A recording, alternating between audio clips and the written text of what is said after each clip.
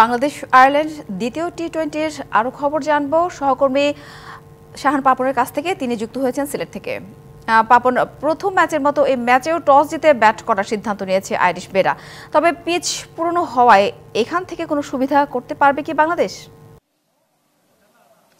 ধন্যবাদ আপনাকে। আসলে আপনি যেমনটা বলছিলেন সবকিছু ঠিকঠাক, অর্থাৎ একটা পরিবর্তন বাংলাদেশ দলে সানজিদা আক্তার মেঘলা তিনি এসেছেন ফারিয়া তৃষ্ণার জায়গায়, অর্থাৎ একজন পেসার কমিয়ে আরো একজন স্পিন অলরাউন্ডার নেওয়া হয়েছে। কারণ একটাই হতে পারে, সেটা হচ্ছে যে সানজিদা তিনি ব্যাটও করতে পারেন।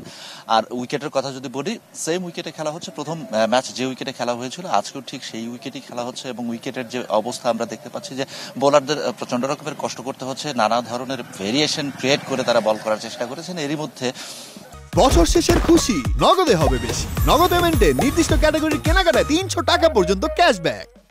দুটো উইকেটে নিয়েছেন তারা।